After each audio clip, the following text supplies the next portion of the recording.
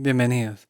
Bueno, el día de hoy hablaremos sobre algunos mitos de la independencia, en este caso de la Nueva Granada, pero que incluso se pueden extrapolar para entender algunos mitos de otros países. Eh, Cabe aclarar que se tratará el mito como no algo irreal, sino como un mito que tiene un fundamento histórico, algo que simplifica una realidad que es mucho más compleja. Es decir, no van a ser mitos así como tipo Zeus, o sea, no es algo así totalmente falso, sino que sí tiene un fundamento histórico, pero que simplifica una realidad. Comencemos entonces.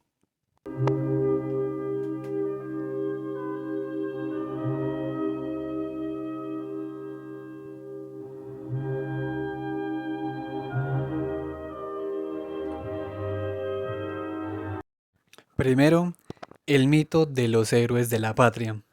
Para explicar este mito hay que pensar en esa idea de sintetizar de una manera épica un evento. Bolívar para la independencia, Colón, por ejemplo, para el descubrimiento de América. Construir a los próceres fue una decisión política. Esto se acompañó de artistas. En 1824, Samuel William Reynolds pintó a Bolívar igual que Jacques Louis David a Napoleón en 1801. Se buscan entonces monumentos clave y un discurso donde el destino es la nación. Para la representación se pensó en si debía ser blanco o un prócer debía ser mulato. Si se analiza la obra de José María Espinosa, se encuentran personas de clase alta y blancas. Él hizo retratos de Bolívar y Santander en 1841. En la década de 1880, Juan Rubiano y José Montoya tomaron la decisión de representar algunos héroes afroamericanos como José Prudencio Padilla y Juan José Rondón, menos negros. Incluso con Juan José Nieto Gil, único presidente afrodescendiente en la historia de Colombia, se buscó luego de su muerte retoques en Europa de su cuadro. En las pinturas no hay muchas representaciones de personas negras a pesar de su participación y obligación de participar. Pablo Morillo luchó contra los franceses para liberar España. Luego viajó a América para luchar contra la independencia. Hubo entonces criollos, indios y afroamericanos en ambos bandos. La figura de Agustín Agualongo a favor del rey es muy recordada. Esa persona que antes de morir dice, viva el rey. La violencia entonces vino de ambas partes. El lado español solía cortar los cuerpos después de muertos, ejemplo, Camilo Torres, y el bando americano premiaba a los soldados por presentar cabezas españolas. Otro de los mitos es esa heroína sumisa, el mito de la poca participación de la mujer. Las mujeres que participaron en conflictos del siglo XIX fueron llamadas de distintas formas como Juanas y Cholas. Estas servían como espías, combatientes, enfermeras, etc. Heroicas socorreñas, citan. Las madres de Esparta no preguntaban por la vida de sus hijos, sino por la victoria de su patria. Las de Roma contemplaron con placer las gloriosas heridas de sus deudos. Los estimulaban a alcanzar el honor de expirar en los combates. Más sublimes vosotras, en vuestro generoso patriotismo, habéis empuñado las lanzas, habéis colocado en las filas y pedís morir por la patria. Esa es una frase de Bolívar que decía pues a las personas, a las mujeres, pues como exaltando la labor que estaban haciendo, comparándolas pues con las mujeres de Esparta o las de Roma. Sobre Policarpa, por ejemplo, se ha intentado llegar a la verdad, pero los distintos mitos han dificultado la tarea. En la década de 1820 surgió uno, entre los 30 y 70 otro, y a inicios del siglo XX otro. La imagen de la pola ha cambiado con el tiempo respondiendo con los cánones de cada época, representada en el siglo XIX como una mujer blanca, no campesina ni mestiza. Como Manuela Sáenz, sus acciones responden al amor primero en contraste con un hombre donde la prioridad es la política y luego el amor. Una frase que suele atribuírsele dice en una parte, aunque mujer y joven, como reflejando lo que se esperaba de una mujer, o sea, algo distinto que una persona luchando por su patria.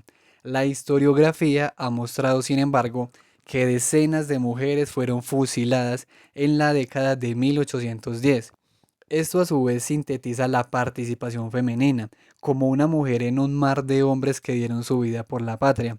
José María Caballero, en Diario de la Independencia, escribe sobre un conflicto en un pueblo. 300 negros venían a caballo armados. Había que responder y vio a una mujer decirle a su hijo, cita, ve tú a morir con los hombres, mientras que nosotras avanzamos a la artillería y recibimos la primera descarga. Y entonces vosotros los hombres pasaréis por encima de nuestros cadáveres, cogeréis la artillería y salvaréis la patria. Fin de la cita. Bueno, eso ejemplifica entonces que no era una mujer, sino que había muchas mujeres que estaban dispuestas a morir. Entonces pensar en algunas mujeres que colaboraron, pues en sí es un mito, porque en realidad fueron muchas más de las que se queda hasta ahora. Las mujeres de hecho eran voluntarias frente a los hombres, por ejemplo, que eran reclutados muchas veces y obligados a prestar ese servicio. Otro mito es la independencia de los oprimidos, el mito de la homogeneidad y la completitud. En esto hay, digamos, algunos elementos contradictorios. Primero, el español opresor, una conquista genera un linaje, trae una lengua, una religión, los precursores de la independencia entonces son hijos de los opresores, los necesitan para existir y tienen sus características como liderazgo y tenacidad. Fue una lucha no para volver al pasado indígena, sino para ir hacia un nuevo horizonte, uno donde los indígenas de hecho quedaron en un segundo plano sin participación política. En las pinturas el sector popular no tenía privacidad, se mostraba trabajando, cansado, con una vestimenta común con el fin de mostrar la diversidad del país, pero al mismo tiempo se separaba de una élite que era representada con rasgos europeos, con buena vestimenta, no trabajando, sino un retrato mostrando elementos civilizatorios. Los escritos donde se describía la población también tienen estos dos elementos. Las representaciones donde se continúa con la idea de civilización y barbarie y por tanto entonces unas personas son las elegidas para gobernar. Segundo elemento contradictorio. En el caso de las mujeres también se observan estas diferencias y con la independencia se desarrolla un deber ser de la mujer. O sea, esas diferencias entre las que eran pobres y las que iban a representar a la patria o las mujeres pues que seguían un canon. Y obviamente entonces se construyó un deber ser de la mujer a partir de entonces del siglo XIX. También se representaban bien. Estaban bien vestidas, cargando a sus hijos, nunca liderando ejércitos o tertulias.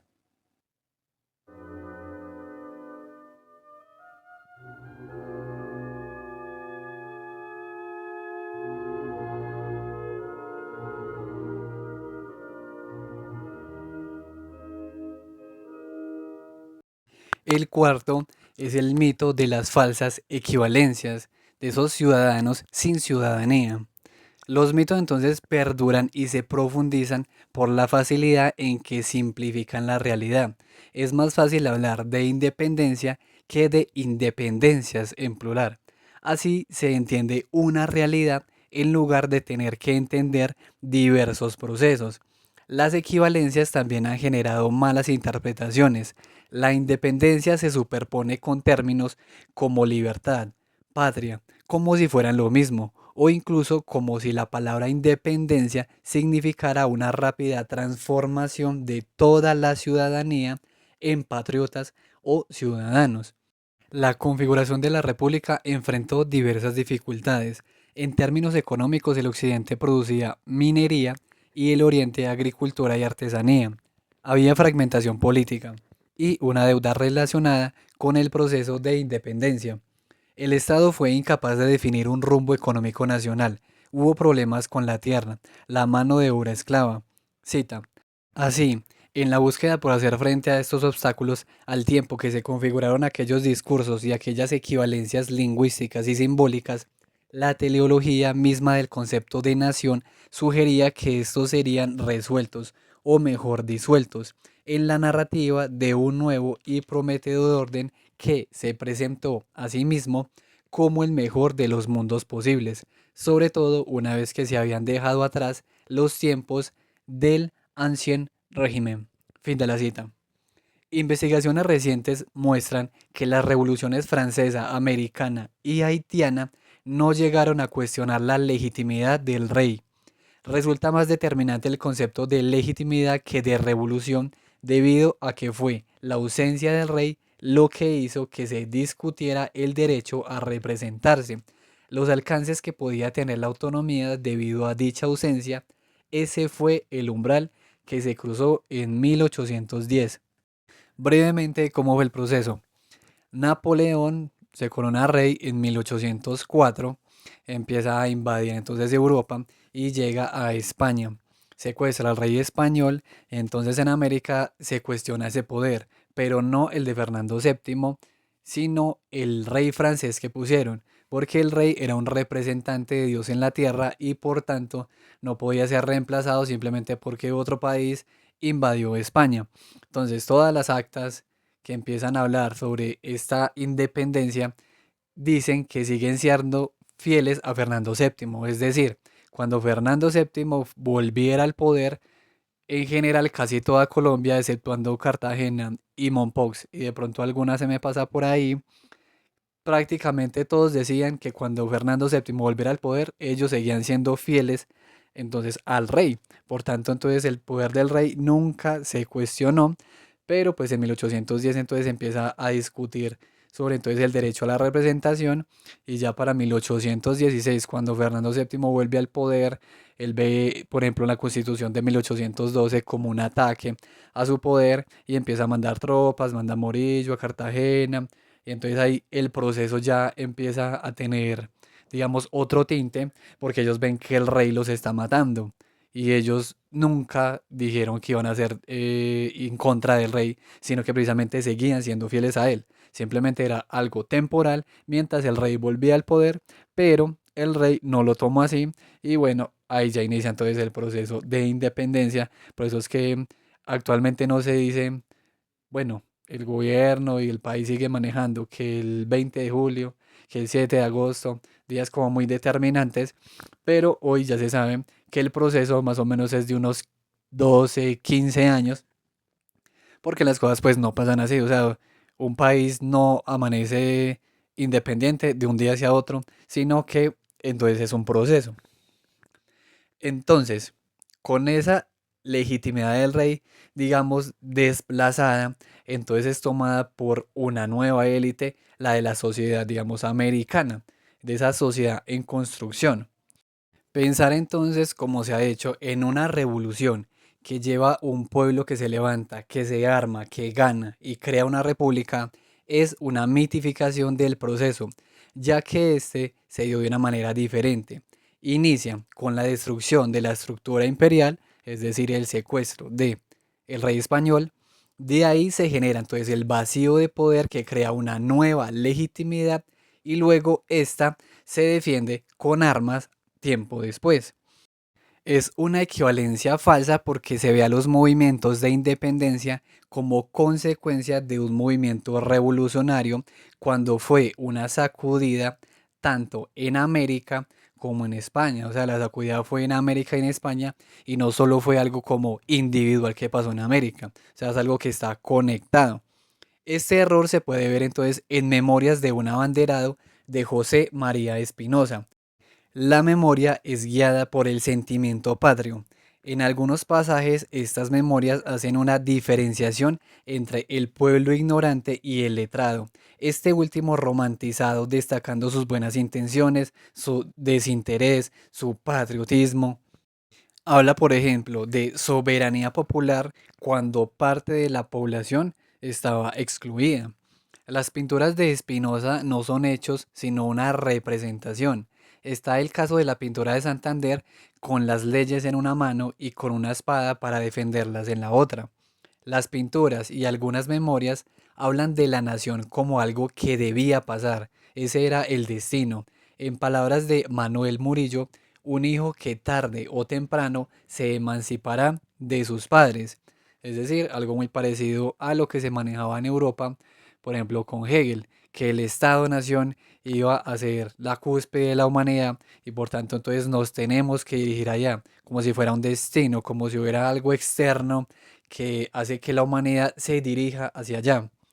El catecismo republicano además habla de la influencia de la Revolución Francesa, cuando en realidad fue el vacío que dejó el rey. Este recurso se usó en libros de José Manuel Restrepo, José María Vergara y José Manuel Grut. Es decir, eso es una construcción, en especial los historiadores del siglo XX a inicios, pues como no eran profesionales, la historia en Colombia se empezó a profesionalizar en los 60 y en los 70. Entonces, antes la historia colombiana la escribían, no sé, abogados o personas pues que tenían dinero y tenían tiempo suficiente para ponerse a escribir. Es decir, no tenían que trabajar todo un día, sino que tenían tiempo libre. Entonces, estas personas sin una formación teórica, metodológica, entonces construyeron esa idea de que las independencias americanas son hijas de la Revolución Francesa, pero como vimos ya, eso no fue así. Es un vacío de poder por el secuestro del rey.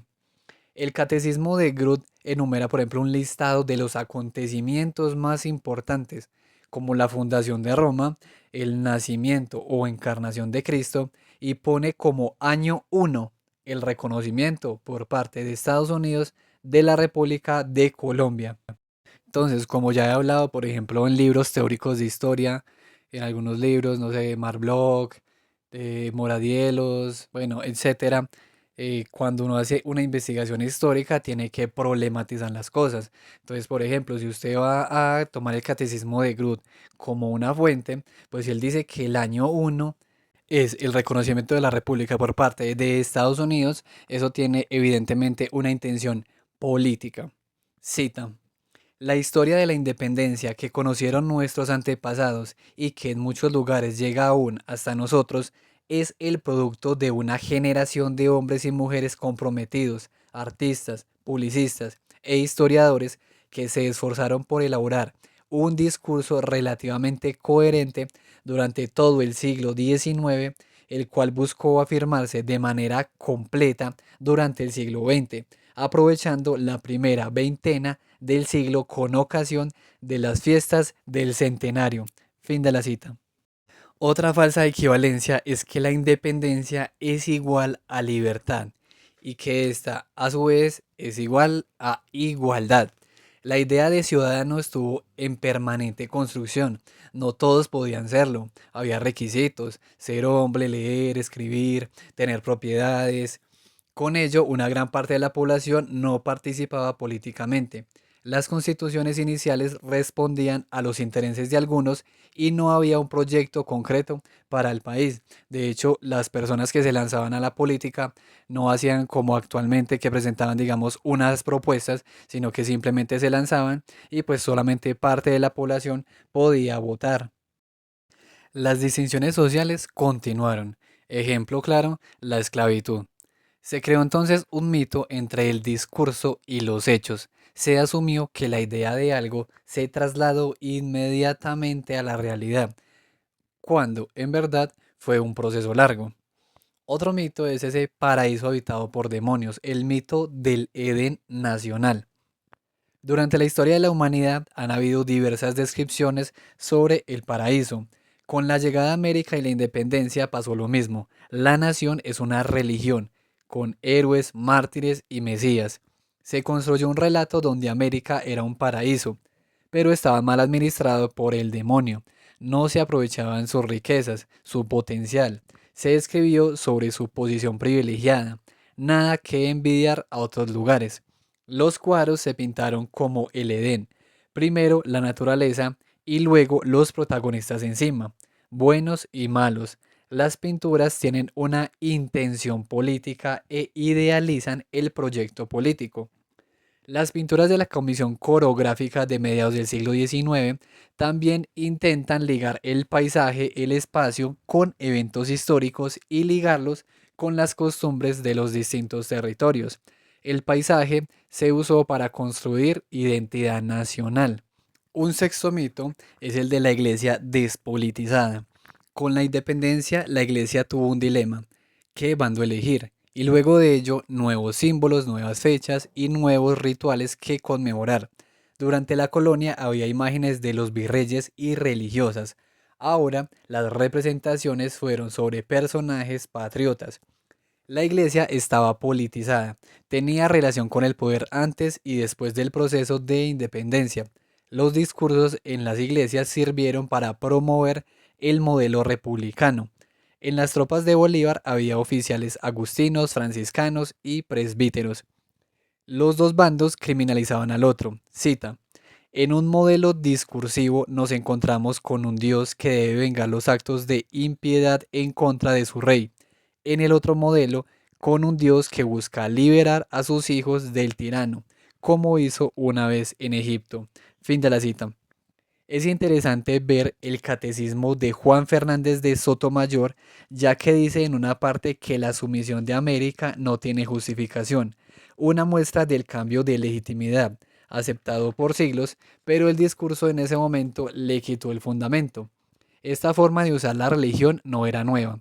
Se le da entonces un carácter sagrado a lo político, generando una visión binaria del mundo. Quedan por Buenos supuesto más y mitos, malos, pero para luz este y video tinieblas. me basé en el libro de 7 mitos de la independencia de la Nueva Granada de Hernán Rodríguez Vargas, en el que él pues toca estos 6. Obviamente pues por motivos de extensión del libro, pues prefiere quedarse con estos 6, aunque hay muchos más para abordar. Entonces, en el último capítulo hace como una reflexión en el que dice que el análisis de estos mitos muestra que aún queda entonces mucho por entender el pasado, que es más complejo de lo que se creía. No es algo que pasó y quedó estático, pues el discurso que se construyó no fue tal y cómo pasaron las cosas, sino que la historia desde el inicio fue política. La historia no se escribió tal y como se recordaba, se construyó. Y esto ha generado toda clase de preguntas que han permitido escudriñar e incluir nuevos elementos. Cita: una de las cuestiones más interesantes que hemos podido analizar es cómo la historia de la guerra ha sido reemplazada con la historia de la victoria, como la historia de una multiplicidad de actores con la de un puñado de héroes y unas contadas heroínas, como una historia compleja en su desarrollo con una historia relativamente simple y homogénea. Fin de la cita. El siglo XIX sirvió para hacer una construcción discursiva que con el centenario en 1910 se comenzó a instalar en el imaginario colectivo, se enseñó en las escuelas y se consolidaron los monumentos patrios y continuó con nuevos artistas la representación de los héroes. Las nuevas representaciones resaltaron las mejores características de los personajes, la compasión, el poder. Es más una celebración de la historia que un pasaje de la historia. Es más ritual que histórico. Busca generar un sentido de pertenencia. Los discursos de la independencia siguen vivos, pues son usados recientemente por Chávez, el robo de la espada de Bolívar por el M-19, por ejemplo. La primera ruptura con el poder del rey español fue el 6 de agosto de 1810 en Mompox, la siguiente el 11 de noviembre de 1811 en Cartagena. Sin embargo, el 20 de julio de 1810 se sigue usando como Día de la Independencia. Los mitos se resignifican en nuevos contextos, son usados, pero siguen sin representar la complejidad de la situación. Cita: los mitos son como la punta del iceberg, solo que el mito cree ser el iceberg y no la punta. Fin de la cita. El mito que más ha permanecido es el de los héroes.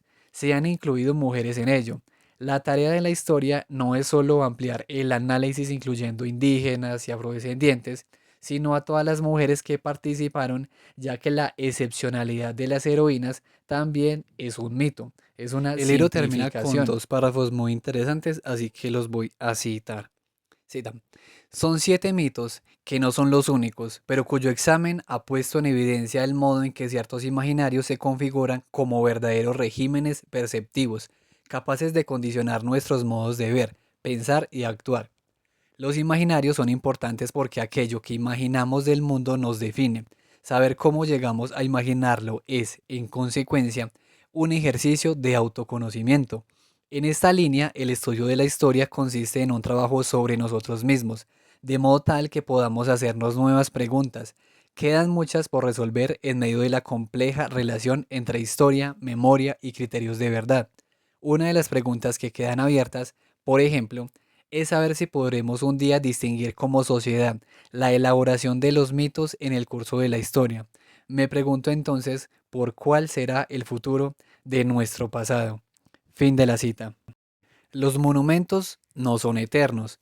Ucrania es una muestra de ello, y las protestas de 2021 en Colombia también lo son, donde muchas personas no se sienten identificadas con esas esculturas que han representado durante tanto tiempo al país, donde se ha construido una identidad nacional. Entonces es por eso que este autor termina con ¿cuál será el futuro de nuestro pasado? Porque nuevas preguntas y nuevas interpretaciones, nuevas fuentes, nueva información que no se conocía, va cambiando entonces el pasado, permite conocerlo con mayor profundidad. Bueno, y hasta aquí el video de hoy. Si te gustó, dale me gusta, suscríbete o deja algún comentario y nos vemos en una próxima.